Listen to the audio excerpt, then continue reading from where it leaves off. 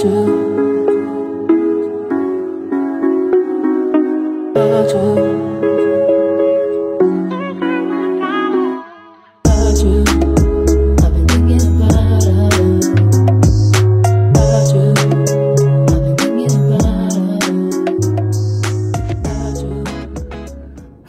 assalamualaikum warahmatullahi wabarakatuh. Ketemu lagi dengan Krida Info.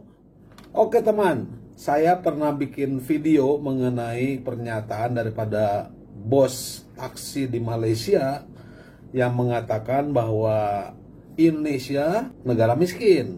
Ya, ini berkenaan dengan penolakan Gojek masuk ke Malaysia, di mana beliau itu adalah bos taksi daripada Big Blue di Malaysia yang tentu saja mungkin merasa terancam dengan adanya Gojek. Tapi yang dia nyatakan itu justru menyerang Indonesia dengan cara-cara yang tidak layak.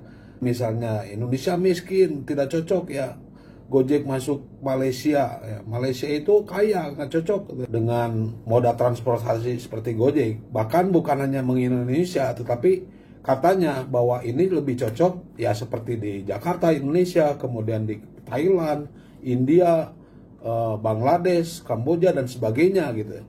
Sehingga harus mengklarifikasi gitu. Jadi yang menyatakan bahwa Indonesia miskin itu saya harus lihat di lapangan gitu. Waktu itu saya bikin kontennya ya, mungkin bisa dicek di video sebelumnya bahwa saya ingin memperlihatkan bahwa Indonesia tidak semiskin yang beliau katakan. Hal ini menyebabkan mindset orang-orang Malaysia bahwa Indonesia itu miskin, sehingga dalam perang di medsos netizen Malaysia sering sekali mengatakan bahwa Indonesia miskin. Mungkin dari situ.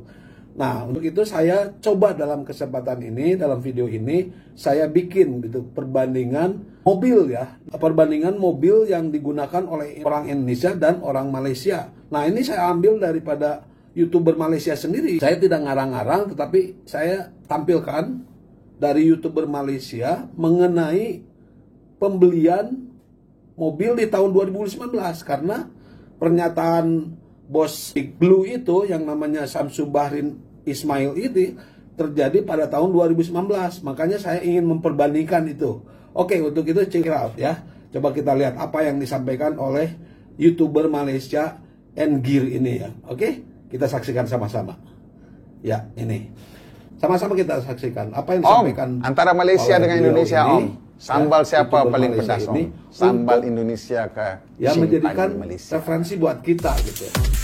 Untuk melihat apa sih trennya gitu. Orang Indonesia seperti apa dan Malaysia seperti apa di tahun 2019. Untuk memulakan video ini kita nak cerita sikit tentang industri di Indonesia dengan Malaysia lah. Di Indonesia sebenarnya dia punya penduduk lebih ramai kan, jauh lebih ramai daripada kita, 10 kali ganda. Jadi angka jualan di sana pun adalah lebih besar daripada kita, tapi taklah 10 kali ganda. Memandangkan jumlah penduduk dia orang begitu ramai, angka jualan dia orang sebenarnya taklah banyak sangat, tapi adalah hampir 2 kali ganda jualan di Malaysia. Jadi kita tengok statistik ni untuk daripada tahun 2019 lah. Kenapa kita kena tahun 2019? Sebab tahun 2020 pandemik, jadi nombor tak cantik sangatlah kan. Jadi maklumat ni kita dapat daripada Gaikindo, Gabungan Industri Kenderaan Bermotor Indonesia. Jadi Gaikindo kata tahun 2019 dia orang menjual 1.03 juta kereta. Satu angka yang agak besar, tapi sebenarnya turun sikit daripada 2018. 2018 dia orang jual 1.15 juta kereta. Jadi di Malaysia pula kita mendapat data kita daripada Malaysian Automotive Association ataupun Persatuan Automotif Malaysia yang mewakilkan keseluruhan jenama-jenama yang ada di Malaysia ni. Dan menurut MAA tahun 2019 kita telah berjaya menjual lebih sikit pada 600,000 kereta, iaitu 604,287 unit. Jadi ini kiranya satu perkembangan yang bagus, sebab paling terakhir kita sudah berjaya mengatasi 600,000 unit ialah pada tahun 2015. Lepas tu dia mencorot ni, kemudian nak naik balik lah ni. Tapi sedihnya 2019 naik, 2020 corot balik lah. Tahun ni saya rasa lagi kesian lah, sebab dalam bulan Mei dan Jun tak tahulah berapa kereta yang kita jual, hampir-hampir dekat kosong kalau tak silap saya lah antara dua bulan ni, disebabkan bulan Jun lah terutamanya hampir tak ada kereta lah saya rasa yang dijual. Jadi keadaan keadaan yang agak teruk sikit lah. Tapi apapun, hari ni kita tak nak kisah tentang angka jualan, kita nak tengok cita rasa rakyat Malaysia dengan Indonesia. Jadi awak rasa-rasa lah kan, di Malaysia dengan Indonesia ni apa perbezaan paling besar dia? Kita dua-dua rumpun yang sama, makan sambal yang sama, suka balik kampung. Kalau balik kampung macam-macam nak bawa, suka balik kampung balik ramai-ramai. Jadi adakah kita punya angka jualan kita juga akan tunjukkan benda yang sama? Jadi sekarang kita mau melihat 5 mobil yang paling popular di Malaysia dan juga di Indonesia.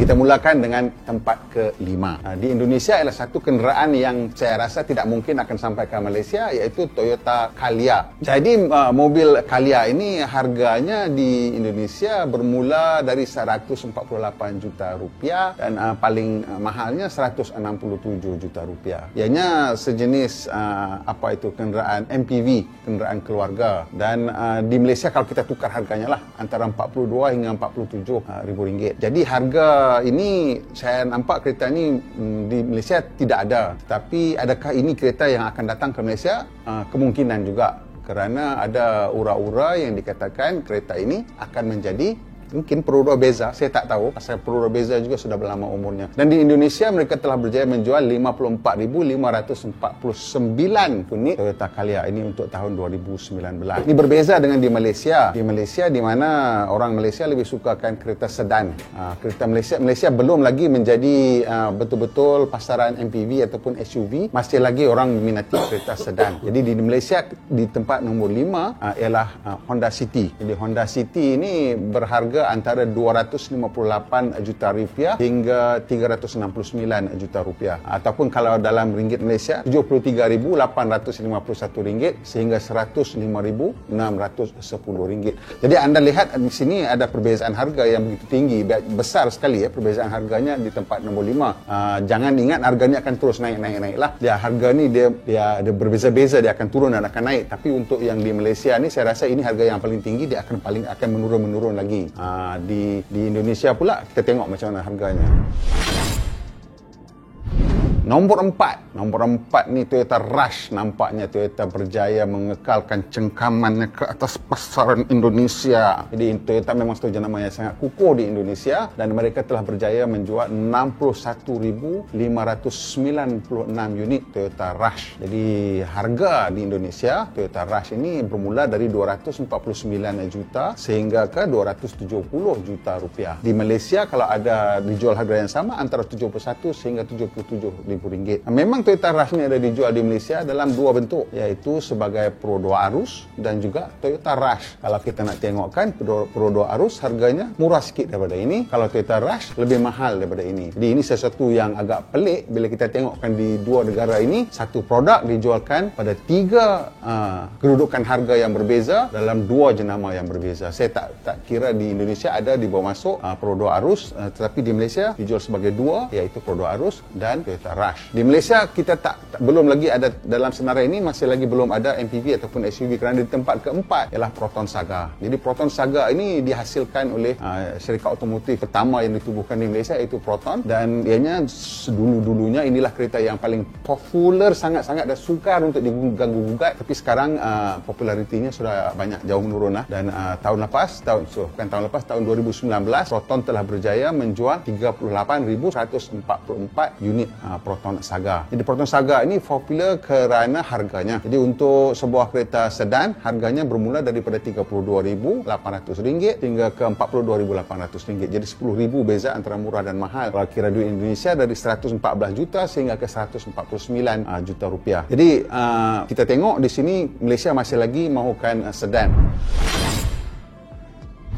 Tempat ketiga, kedudukan ketiga, kita melihat di Malaysia masih lagi terus kita berminat kepada sedan, iaitu Pro 2 Beza. Jadi untuk kedua-dua Pro 2 Beza dan Proton Saga, kedua-duanya berada dalam segmen A. Jadi kedua-dua kereta ini ialah kereta kompak dan harganya pun lebih kurang serupa Kita tengok Pro 2 Beza ini harganya bermula daripada RM33,000 sehingga RM48,000. Jadi dia bermula lebih kurang lah, tapi mahal sedikit Pro 2 Beza ini. Dan ini masuk harganya di Indonesia 116 juta sehingga 169 juta rupiah. Jadi di tempat ketiga kita sudah tengok 543 semuanya sedan. Di Indonesia yang tadi yang mula-mula tadi MPV, keduanya SUV, sekarang kita kembali kepada satu produk yang menjadi gabungan kedua-duanya, iaitu Mitsubishi Xpander. Xpander ini mungkin ada orang kata lebih MPV dari SUV, tetapi bila dipasarkan di Malaysia dipasarkan seolah-olah seperti crossover, dan di Indonesia juga saya percaya ada versi crossover, dan juga reka bentuknya juga lebih garang daripada MPV biasa, lebih ada gaya-gaya SUV juga. Jadi Mitsubishi Xpander di Indonesia telah berjaya menjual 62,666 unit, dan harganya itu tinggi ya, antara 68,000 sehingga 80,000 ringgit, ataupun jika di Indonesia 221 juta rupiah sehingga 281 juta rupiah. So ini satu kenderaan yang berharga tinggi sebenarnya untuk menduduki tempat ketiga. Pasal kalau anda tengok nanti senarai ini, harganya kita sudah tidak naik lagi sehingga setinggi ini seperti di Indonesia. Di tempat kedudukan kedua ini di mana saya tengok mungkin ada persamaan, iaitu dua-duanya hatchback dan dua-duanya ada berada pada mungkin sekitar harga yang sama, iaitu di Indonesia kenderaan kedua paling popular ialah Honda Brio. Jadi Honda Brio ini mereka telah berjaya menjual 70,344 unit di Indonesia pada harga antara 151 juta hingga 205 juta rupiah, ataupun antara 43 sehingga 58 ribu ringgit. Ini satu harga yang sangat tinggi untuk di Malaysia. Kalau dia bawa masuk ke Malaysia pada harga ini, saya rasa mungkin agak sukar untuk dijual, kerana bila kita tengok di Malaysia kedudukan kedua dimiliki oleh Pro 2 Asia. Di Pro 2 Asia telah berjaya mencapai jualan 67,267 unit, tapi pada harga yang jauh lebih murah daripada Brio, iaitu antara RM23,367 hingga ke RM41,427, dan ini bermaksud antara 81 juta rupiah sehingga 144 juta rupiah. Maksudnya Asia yang paling mahal sekalipun masih belum lagi mencapai harga Brio yang paling murah. Jadi ini yang menyebabkan Asia ini popular, dan saya rasa disebabkan di Indonesia tidak ada syarikat lain yang cuba menghasilkan kereta kompak ataupun kereta hatchback pada harga yang betul-betul mampu milik seperti yang ada di Malaysia yang dilakukan oleh Pro 2. Saya rasa inilah kenapa Honda Brio sangat-sangat berjaya di Indonesia dan menggugat kedudukan Toyota sebagai jenama paling popular di Indonesia. Jadi di tempat teratas di Indonesia ialah mobil yang paling popular di sana ialah Toyota Avanza. Di Avanza telah berjaya mencapai jualan 86,374 unit. Ini sebenarnya lebih kurang sama ya dengan Pro 2 Myvi, iaitu kereta paling popular di Malaysia dengan angka jualan 81,996 unit kenderaan. Jadi kita tengok dari sini perbezaannya daripada segi harga ya. Toyota Avanza di Indonesia mempunyai harga antara 55,000 sehingga 69,000 ringgit. Itu kalau ditukarkan ya, tapi di sana sebagai 196 juta sehingga 243 juta rupiah. Ini harga ini kalau di Malaysia adalah terlalu rendah. Kalau di Malaysia harganya bermula sekitar permulaan harga paling tinggi. Saya rasa lebih pada 70,000 ringgit sekarang daripada di Malaysia, dan hampir ke pertengahan 80,000 ringgit. Jadi ini antara saya rasa faktor yang penting mengapa menjadikan Avanza sangat-sangat popular, iaitu faktor harga yang sangat mampu milik untuk pasaran di Indonesia. Yang paling popular di Malaysia ialah Pro 2 Myvi, iaitu sebuah hatchback dalam segmen B yang mempunyai harga antara 41 hingga 52,000 ringgit. Jadi anda boleh lihat bagaimana harganya juga jauh lebih rendah daripada kereta yang nombor satu paling popular di Indonesia, iaitu antara 144 juta hingga 184 juta rupiah. Juga bila kita lihat senarai kenderaan yang ditawarkan di Malaysia, antara 5 yang paling laris, 4 adalah daripada jenama tempatan, 3 daripada Pro 2 dan 1 daripada Proton. Jadi ini menunjukkan bahawa kemungkinan bila adanya jenama tempatan, jenama tersebut menjadi semakin popular, walaupun secara asasnya mungkin produk-produk yang dihasilkan adalah rekan semula daripada produk asal yang dihasilkan oleh syarikat Daihatsu daripada Jepun untuk Pro 2, tapi untuk yang Saga itu memang produk asli dari Malaysia. Perbezaannya mungkinlah syarikat tempatan memahami dengan lebih bagus, mungkin saya tak kata benar, mungkin memahami dengan lebih bagus permintaan ataupun cita rasa tempatan. Okey, so sudah habis senarainya. Jadi anda boleh lihat dari situ angka jualannya untuk setiap unit daripada nombor 5 sampai nombor 1 lebih kurang sama, tetapi jenis kenderaan yang dijual adalah berbeza. Sama ada ini memang sebenarnya atas dasar cita rasa ataupun tidak, saya tidak pasti, kerana untuk tahun 2020 Toyota Avanza jatuh ke tempat ketiga di Indonesia. Nombor 1 sekarang ialah Honda Brio dan kedua ialah Suzuki, dan tempat kedua ialah Suzuki Carry, dan kedua-duanya mempunyai harga yang jauh lebih rendah daripada Avanza, harga yang... Oke teman, silakan Anda interpretasikan sendiri masing-masing ya mengenai isi video tadi. Yang jelas, pernyataan dari Bapak Samsu Bahrin Ismail ini ya menyatakan bahwa Indonesia artinya atau Jakarta gitu, artinya secara keseluruhan, tidak melihat bahwa di Indonesia pun banyak orang-orang mampu ya. Memang katakanlah bahwa apa yang dijual penjualan di Indonesia itu 2 kali lipat dari penjualan di Malaysia ya, kurang lebih seperti itu. Tidak berbanding dengan katakanlah jumlah penduduk. Malaysia itu jumlah penduduknya 32 juta, sedangkan Indonesia 278 juta, artinya kurang lebih 9 kali lipat daripada penduduk Malaysia. Tetapi yang dinyatakan bahwa Indonesia itu negara miskin, nah ini yang jadi masalah gitu. Dimana ternyata value secara angka mungkin lebih mahal di Indonesia. Hal ini mengakibatkan mindset orang-orang Malaysia terhadap Indonesia itu negara miskin. Nah ini dia. Jadi saya terus terang saya melawan, menentang mengenai itu. Saya tampilkan mengenai hal ini, kemudian saya juga liatin di lapangan mengenai penjualan mobil di Indonesia. Dan yang lebih parah lagi, Pak Samsul Bahrin Ismail ini menyerang pemerintah Indonesia. Kenapa di Gojek ini dikembangkan gitu? Padahal sebetulnya waktu itu pada tahun 2019 Perdana Menteri Mahathir Mohamad pun sudah menyetujui akan meniru sistem Gojek di Indonesia ini di Malaysia. Nah ini dia. Jadi mungkin karena si bapak ini ya takut bersaing gitu. Padahal kalau misalnya takut bersaing ya tidak harus begitu gitu, menyerang negara-negara lain, negara Indonesia, India, Thailand ya, karena ya terus terang ini menjadikan satu permusuhan antara netizen Indonesia dan netizen Malaysia, walaupun tidak semuanya menyerang Indonesia gitu ya.